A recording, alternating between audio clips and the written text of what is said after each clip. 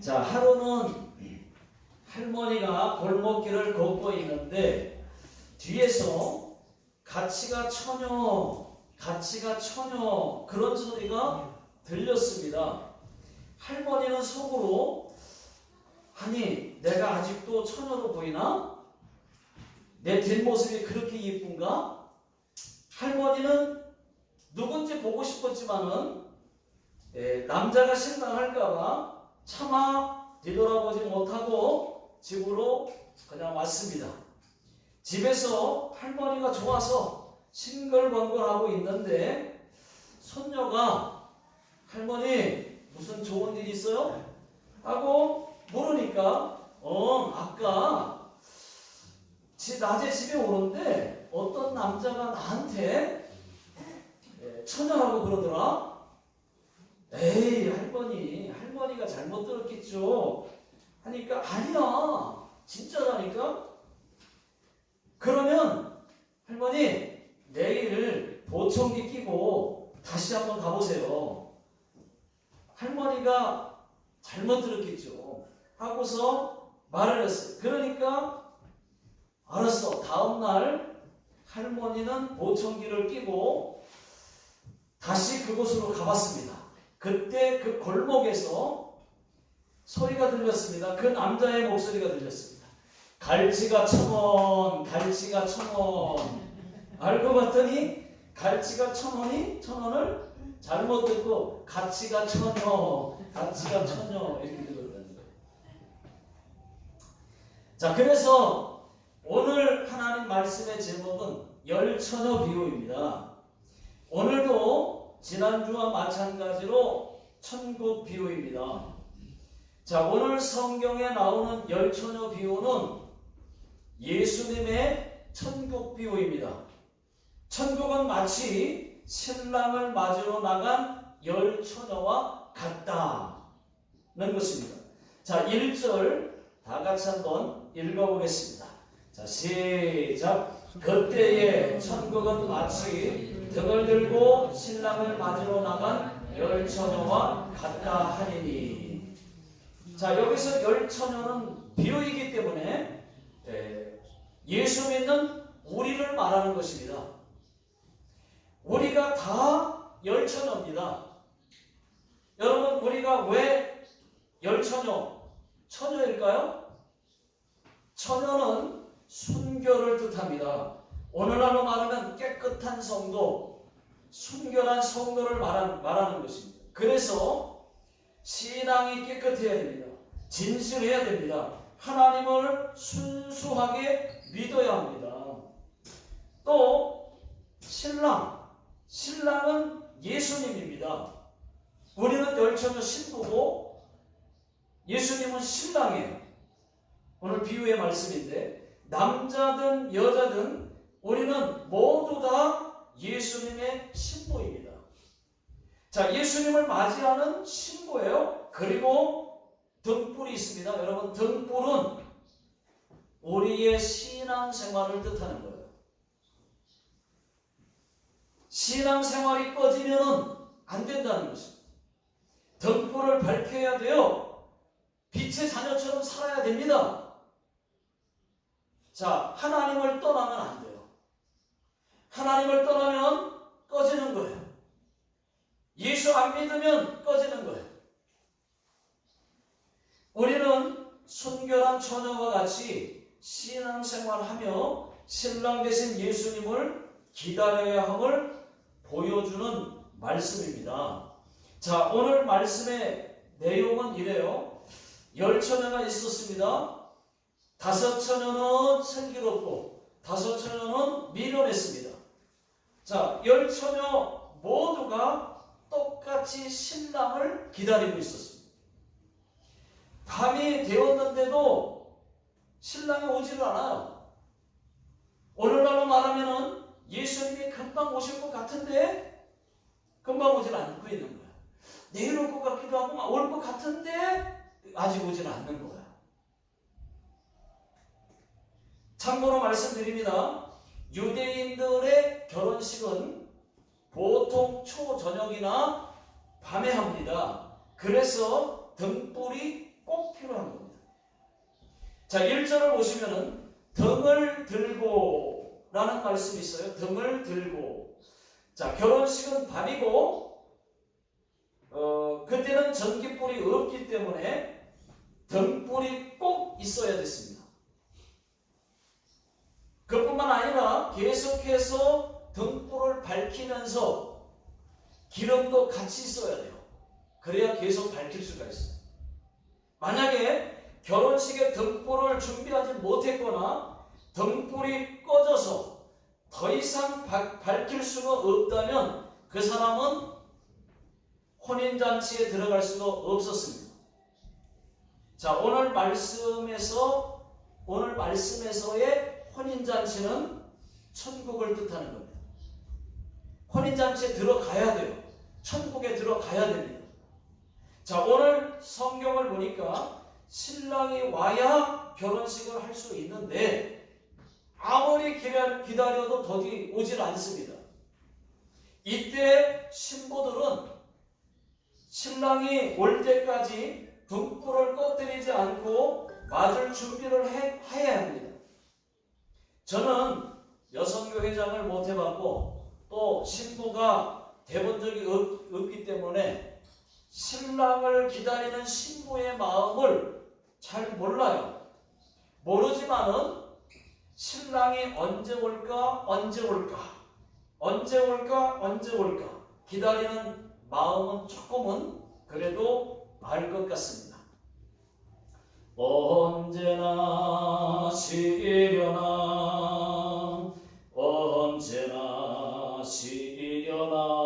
아는 분들은 같이 해주세요. 고달픈 인생의 일 마치고 언제나 시려나 주님 만날 그때겠지. 주님 만날 그때겠지. 언제나 쉬려나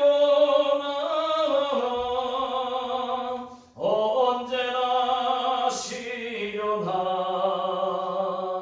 이 몸을 쉬게 하실 날 언제일까 고돌이라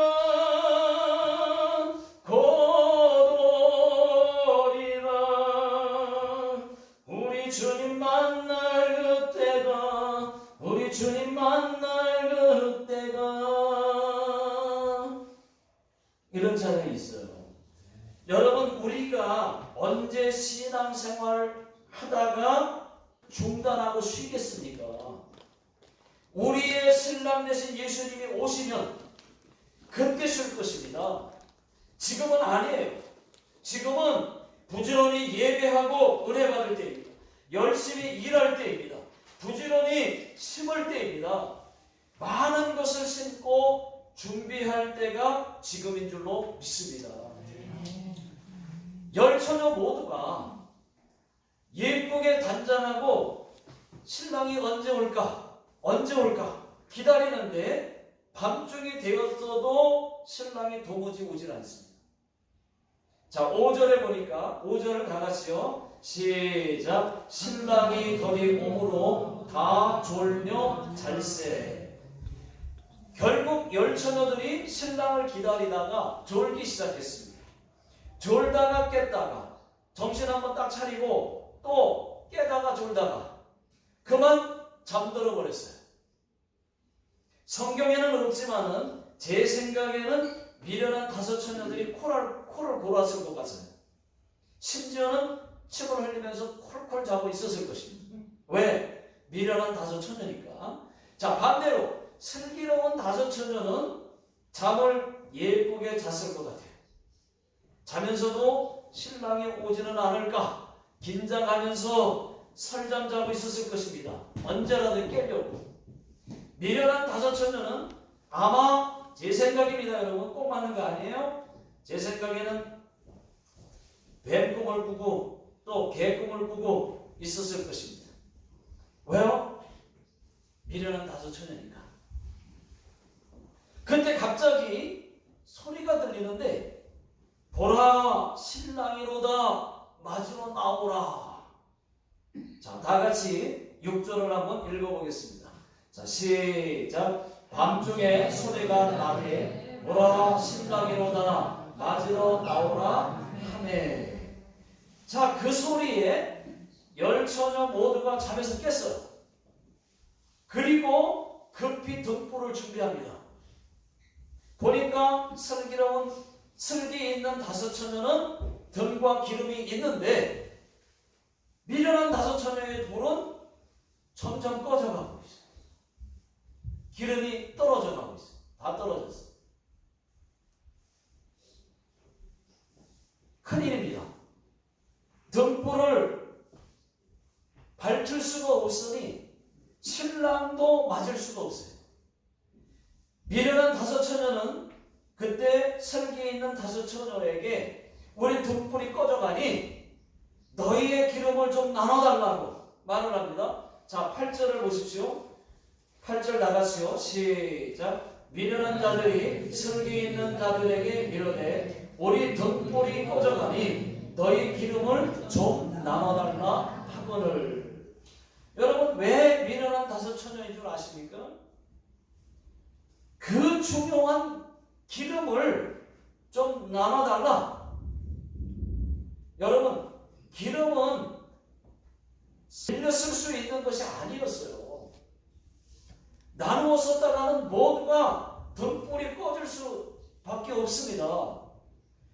그렇습니다, 여러분. 여기서 기름은 구원을 말하는 거예요. 구원. 자, 구원은 절대로 꺼주거나 빌려 쓸 수 있는 것이 아닙니다. 믿음도 마찬가지죠. 믿음도 마찬가지. 나눠줄 수 없어요. 믿음도. 내 믿음, 내 남편의 믿음은 내 남편의 믿음이고, 내 구원은 내 구원이고, 내 자식의 구원도, 여러분, 내 자식의 구원은 각자가 따로 받아야 되는 구원입니다. 우리 엄마가 또는 우리 엄마 아버지가 하나님 잘 믿었으니까 나는 믿지 않았어도 덤으로 천국 가겠구나. 아니요. 구원은 나눠 쓸 수가 있는 게 아니에요. 기름 나눠 쓸 수가 있는 게 아니에요. 그 사람, 그렇게 생각하는 사람은 미련한 사람. 내 믿음으로 내가 천국 가는 거야. 내가 믿었는데 자식이 안 믿었는데 천국 가는 거 아니에요. 여러분, 천국 가는 천국 가는 티켓 한 장 가지고 떼거지고 가는 거 아니에요. 다른 사람도 다 같이 가게 할 수 있는 게 아니에요. 나만 가는 거야, 나만. 내 믿음 가지고 내가 예수 믿은 것 갖고 내가 그냥 천국 가는 거야. 한 장 천국 티켓 가지고 둘이 갈 수 있는 게 아닙니다. 내 구원 가지고 다른 사람에게도 인심 쓸 수가 있는 게 아니에요. 그러면 얼마나 좋겠습니까? 그럴 수만 있다면. 그러나 불가능합니다. 기름은 나눠 쓸 수 있는 게 아니에요. 같이 나누었다가는 다 꺼지니까. 자, 오늘 8절을 더 보시면 우리 등불이 꺼져가니 라는 말씀도 있습니다. 자, 등불은 우리의 신앙생활입니다. 등불을 밝힐 수 있는 기름은 구원을 뜻하기도 하고 겸해서 동시에 성령의 기름. 그렇죠? 그래서 성령, 때로는 믿음으로 해석도 됩니다. 신앙생활은 얼굴과도 상관없고 몸매와도 상관이 없어요. 그냥 예수님도 얼굴 보지 않아요. 몸매 안 봅니다. 예수 진짜 믿은 것이 맞는가? 이걸 보는 거예요. 예수 믿는 사람인가? 이걸 보는 거예요. 정말 신앙생활 잘했는지만 보는 거예요. 여러분, 내가 진짜 예수 믿는 것이 맞다면은 대충 예수 믿지 않죠? 나는 지금 예수 믿는다고 생각할 거예요. 그러나 예수 믿는 사람이라면 대충 있지 않죠.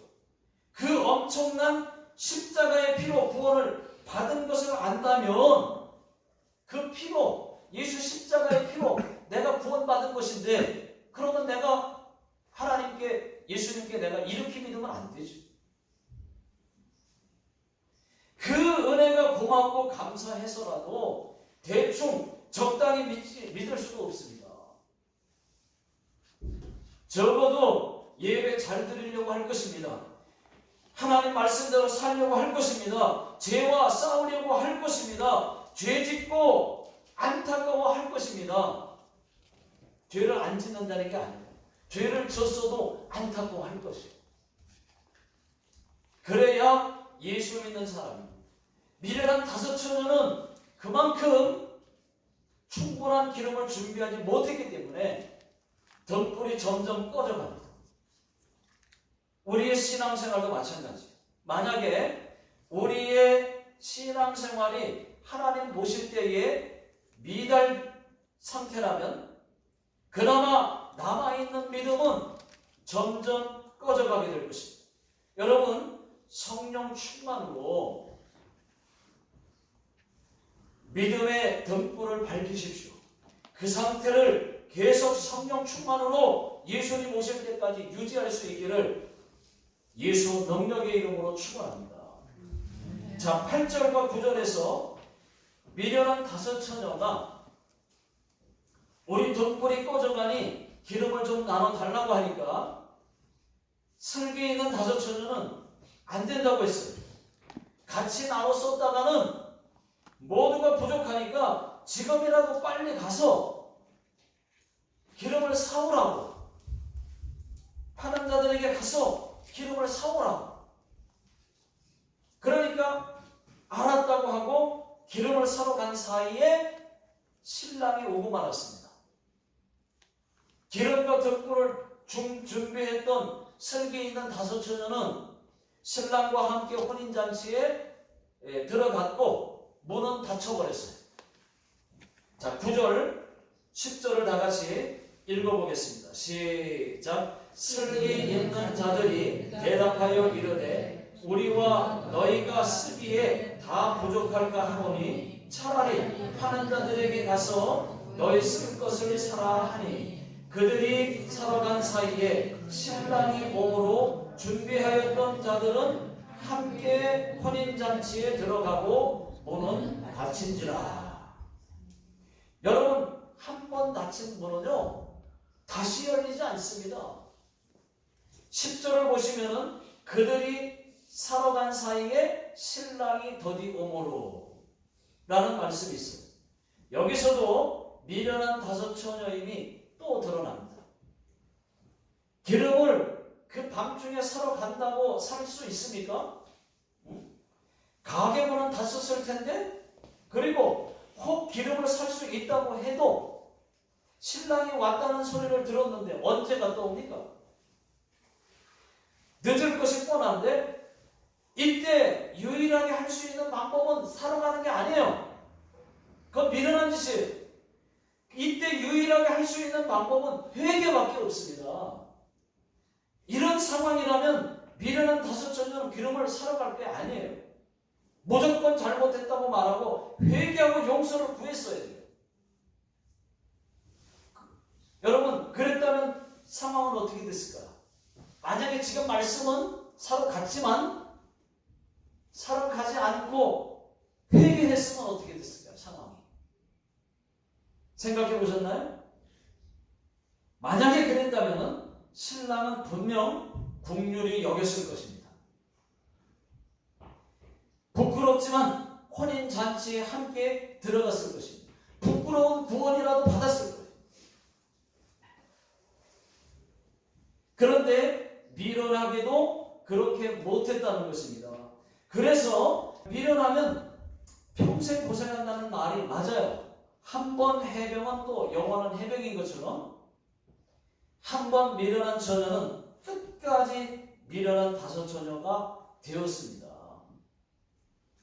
여러분, 우리의 신랑 되신 예수님은 누구든지 마지막에 잘못을 회개하면 어떤 죄도 용서해 주신다고 하는 것을 믿으시기 바랍니다.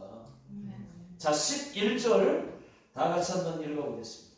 시작. 그 후에 남은 처녀들이 와서 이르되 주여 주여 우리에게 열어주소서. 미련한 다섯 처녀가 신랑에게 딱지를 맞는 순간입니다. 미련한 다섯 처녀가 기름을 사러 간 사이에 신랑은 왔고 결혼 혼인잔치의 문은 이미 닫혀버렸어요. 여기서 혼인잔치의 문은 천국문입니다. 천국문이 닫혀버렸다니까요. 혼인잔치의 문이 닫혀버렸습니다. 때를 놓쳤습니다. 다시 기회는 주어지지 않습니다. 지금이야 우리가 회개할 수 있는 기회가 되고 또 내가 잘못 믿었더라도 다시 잘 믿을 기회가 있지만 천국문이 닫히고 나면 다시 열리지 않는다는 거예요. 기회는 주어지지 않습니다. 열어달라고 제발 열어달라고 외쳤지만은 문은 열리지 않았습니다. 신랑이 문 안에서 대답합니다. 12절입니다. 12절 다 같이요. 시작. 대답하여 이르되 진실로 너희에게 이르노니 내가 너희를 알지 못하노라 하였느니라. 그렇게 말씀하시고 13절의 말로 마지막을 끝맺습니다. 자, 13절 다 같이 읽어보겠습니다. 시작. 그런즉 깨어 있으라. 너희는 그 날과 그 때를 알지 못하느니라. 우리는 예수님이 다시 오시는 그날과 그 시간을 그 누구도 모릅니다. 오시긴 오셔요. 분명히 오십니다.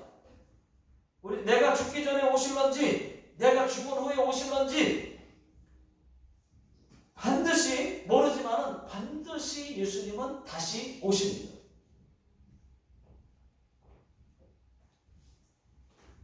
전에 오셨을 때는 예수님이 십자가에 죽으러 오셨지만은 이번에 다시 오실 때는 여러분 심판하러 오시는 거예요. 우리를 천국이냐 지옥이냐를 심판하시기 위해서 오시는 거예요. 그런데 예전에 말이죠. 다 아실 겁니다. 한국에서 이단이죠. 이단. 시한부 종말론. 시한부 종말론을 주장했다가 불발로 끝나버렸던 이 단위선교회 이장님 목사를 여러분들은 다 이분을 다 아실 것입니다. 사진도 보세요. 있죠. 그때 1992년 10월 28일 12시에 예수님이 재림한다고 해가지고 난리 쳤습니다. 그때 뭐 모든 방송국에서 TV에 다 나왔어요. 생중계됐어요. 그날 서울 한 곳에 수천 명의 신도들이 모였다가 거짓으로 드러난 사건을 여러분들은 방송을 통해서 다 그날 보셨을 것입니다. 그들은 여러분 기독교가 아니에요. 사이비 이단 종교입니다. 여러분 절대로 속지 마셔야 돼요. 예수님이 몇 월, 며칠, 몇 년도, 몇 월, 며칠, 몇 시 온다. 그런 예언이 앞으로도 있을 수 있어요. 여러분 그럴 때 여러분 그건 믿지 마세요. 예수님은 오시는 건 맞는데 몇 년도, 몇 월, 며칠, 몇 시 온다. 성경은 그렇게 말하고 있지 않습니다. 아무도 모른다 그랬어요. 예수님도 모르고 하나님 아버지만 아신다.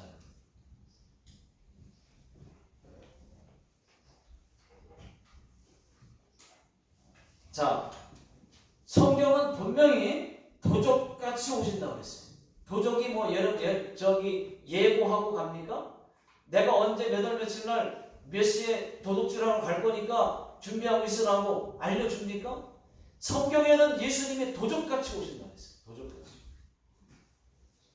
그러니까 예언이다 뭐다 해가지고 막 몇 월 며칠 날 몇 시에 온다 라고 얘기하거나 몇 월 며칠까지 얘기하면 몇 시까지는 얘기 안 하더라도 몇 월 며칠 날 온다 몇 년도에 만약에 그런 예언이 있으면 여러분 그거는 틀렸습니다. 이단이에요. 그러니까 그거는 믿지 마시되 성경대로 오시는 건 분명히 오세요. 그러나 이번에 오실 때는 천국이냐 지옥이냐를 심판하러 오시는 거예요. 처음에 오셨을 때는 우리에게 천국 다 지옥 가야 됐기 때문에 모든 인간이 다 죽으면 다 자동으로 지옥으로 자동 코스였기 때문에 살려주시기 위해서 기회 주시기 위해서 오셨지만은 죽어주러 오셨지만 이번에 오실 때는 심판하러 오신단 말이에요.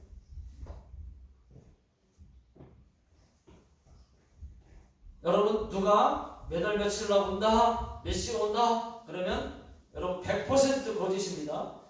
그건 믿지 마시되 지금 예수님이 오시는 건 맞기 때문에 예수님이 오신다는 것을 알고 깨어 있어야 돼요. 준비하고 있어요. 그게 언제인지는 모르는데 날씨가 오늘 비가 올 것 같다 일기예보를 하듯이 임박했다 정말 금방 올 것 같다 그날이 언제는 모르니까 오늘이 될지 내일이 올지는 모르지만 그것이 10년이 걸릴지 모르지만 돌아가는 여러 가지 증세를 봐서 예수님이 오실 것 같다 이 정도는 예측할 수 있다고 성경도 말하고 있어요. 그러니까 지금 임박했다고 하는 말이 맞아요. 돌아가는 모든 것을 봤을 때. 근데 언제인지는 모르죠. 정확한 날짜 몰라요. 믿으셔야 됩니다. 자, 오늘 이 말씀의 교훈은 항상 깨어 있으라는 것이고 또 항상 준비하고 있으라고 하는 교훈입니다. 자, 여러분 우리는 늘 깨어 있어야 됩니다. 반드시 예수님은 성경대로 다시 오실 거예요. 자, 요한계시록 22장 22절 다 같이 읽겠습니다. 시작. 보라, 내가 속히 오리니 내가 줄 상이 내게 있어 각 사람에게 그가 행한 대로 갚아주리라. 이렇게 말씀하고 있습니다. 여러분 우리 다 같이 찬송가 175장입니다. 신랑 되신 예수께서 다시 오실 때 우리 한번 찬송해 보겠습니다.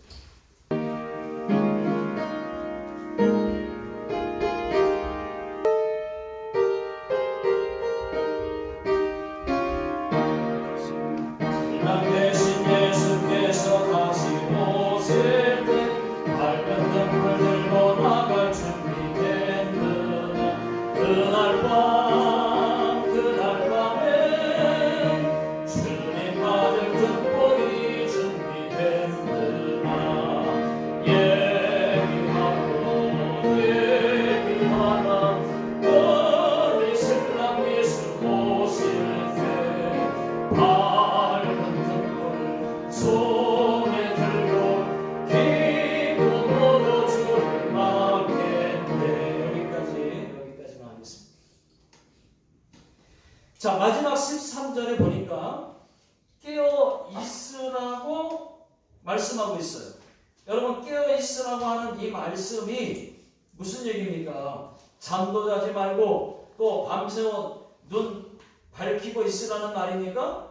그렇지 않습니다. 그런 말이 아니고 항상 준비하고 있어라. 깨어 있으라는 말은 항상 준비하고 있어라. 예비하고 있어라. 그런 뜻입니다. 그럼 학생들 같으면 깨어 있는 게 뭐예요? 학생들이 늘 깨어 있다고 하는 말은 주일은 예배 잘 드리고 평소에는 기도하면서 공부 열심히 하는 것이 깨어 있는 거예요. 그러다가 주님이 오시면은 책 딱 덮어놓고 주님 맞이하면 그것이 깨어 있는 것입니다. 학생의 경우는 그런 거예요. 그럼 가정주부들은 우리는요 마찬가지입니다. 집안 일을 잘못하면서 교회에서만 살고 또 예배하고 봉사하고 기도만 하는 것이 깨어있는 것이 아니에요. 주부는 가정일 다 팽개치고 교회만 와서 기도하고 봉사하고 그거 아니에요. 그게 아니고 집안일을 잘 기본적으로 하면서 플러스 예배하고 성경 읽고 기도하고 전도하고 봉사하는 이런 건강한 신앙생활을 하는 것이 끼어있는 것입니다. 우리가 신앙생활 잘하는 게 등불을 밝히는 거예요. 여러분 가볍게 듣지 마십시오. 지금이 마지막 때입니다. 내가 하는 일에도 최선을 다하고 있어야 돼요. 그런 동시에 주님이 아무 때나 오신다고 해도 될 만큼 영적으로 준비된 신앙생활을 하고 있어야 됩니다. 깨어있는 성도가 되어야 됩니다. 물론 예배하다가 예수님이 재림하시면 얼마나 좋겠습니까?